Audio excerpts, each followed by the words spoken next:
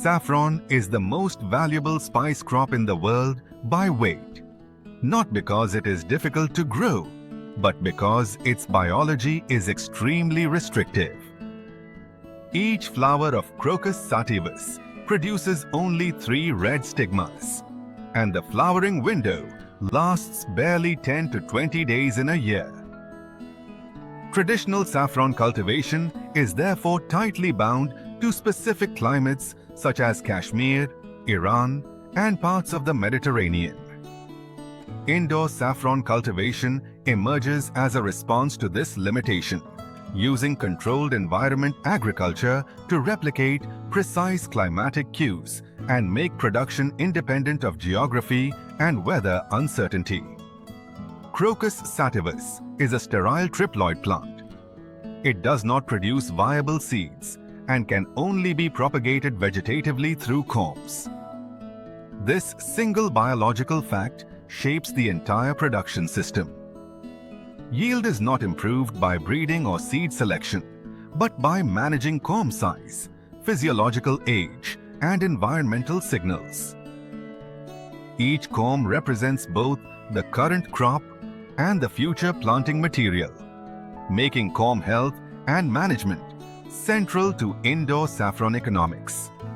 The economic organ of saffron is the stigma, always 3 per flower. There is no variability in stigma number, size, or weight. Yield variation comes entirely from flower count. Flower count, in turn, is controlled by corm size, dormancy conditions, and successful flowering induction. This makes saffron fundamentally different from most crops. Productivity is decided months before flowering, during corm development and environmental conditioning. Corm size has a direct and predictable relationship with flowering. Larger corms, typically above 25 to 30 millimeters in diameter, are more likely to flower in the first season. Smaller corms often prioritize vegetative multiplication instead. Equally important is dormancy. Saffron requires a warm, dry dormancy phase to initiate flower primordia. Without dormancy, even the best indoor system will fail to induce flowering. In nature, saffron experiences hot, dry summers followed by cool autumn temperatures that trigger flowering. Indoor cultivation succeeds only when these seasonal signals are replicated artificially. This is not optional. Temperature transitions, moisture timing, and humidity control must follow the plant's evolutionary programming rather than human convenience. Indoor saffron production involves 4 temperature phases.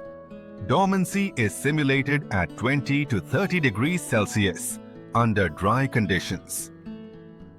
Cold induction follows at 4 to 12 degrees for several weeks.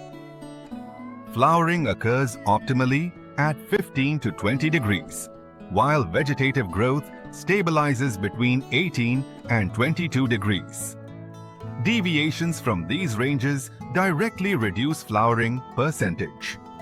Relative humidity must be maintained between 40 and 65%.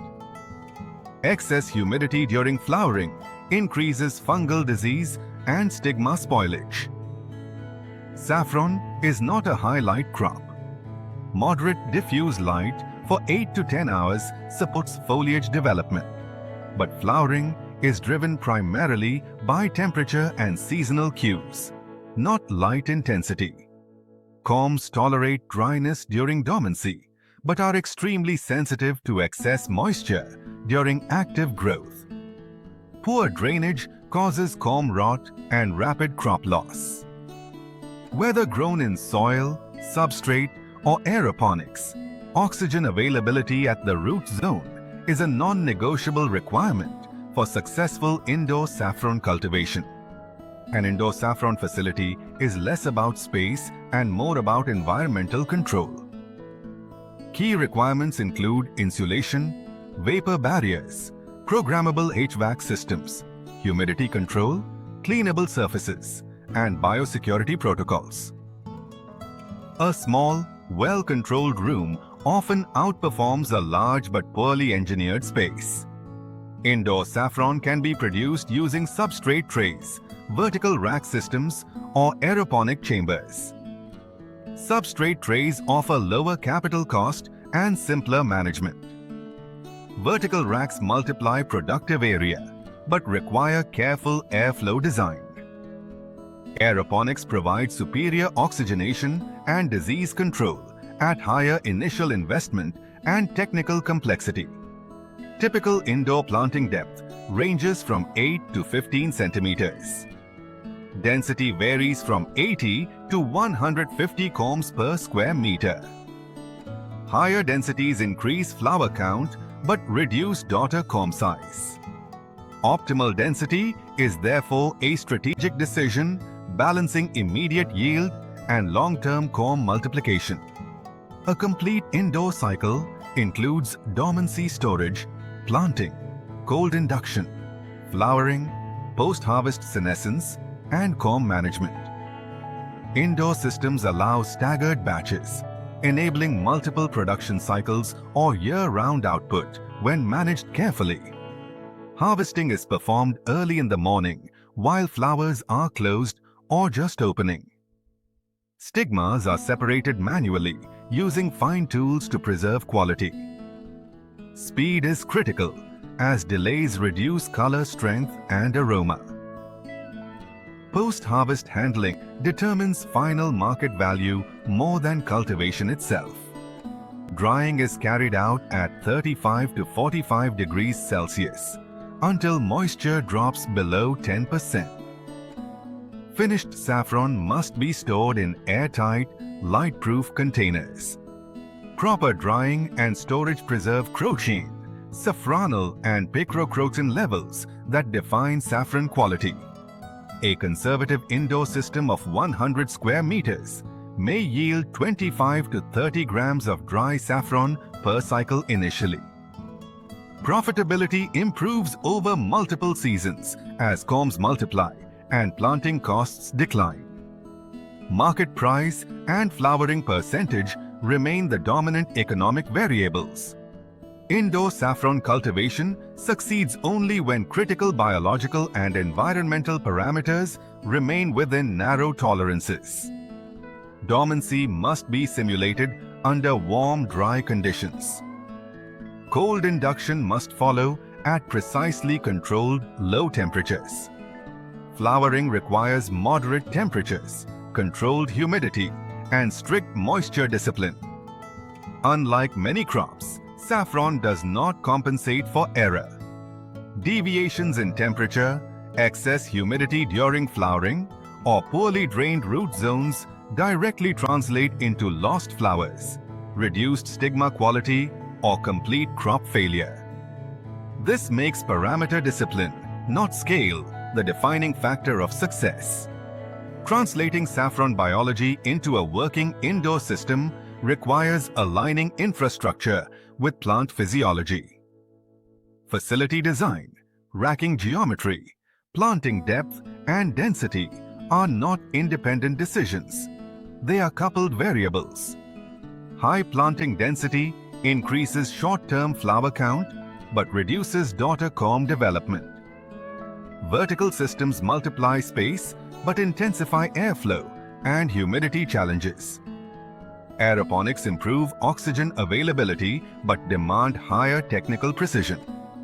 Successful systems emerge from iterative pilot trials, not fixed recipes. Indoor saffron is a data-driven crop.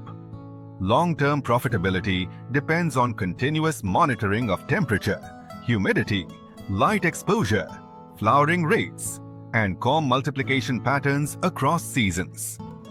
Small adjustments in planting depth, density, or induction timing can significantly shift outcomes over multiple cycles. Unlike open field systems, indoor cultivation allows learning to compound, turning early inefficiencies into long-term competitive advantage. This is where indoor saffron moves from experimentation to enterprise.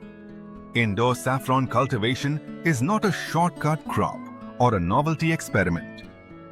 It is a biologically constrained, climate-sensitive production system that rewards precision and penalizes approximation.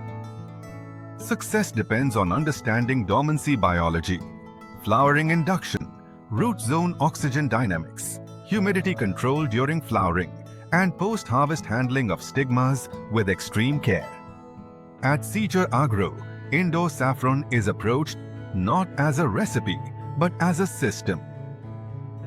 Our work focuses on research-backed cultivation protocols, controlled environment design, pilot-scale validation, and data-driven optimization of planting density, comb size, and environmental schedules. By integrating biological understanding with engineered climate control, Seechur Agro supports growers and agri-entrepreneurs in building reliable, scalable, and climate-resilient saffron production systems under protected and indoor environments. Indoor saffron succeeds when biology leads and technology follows.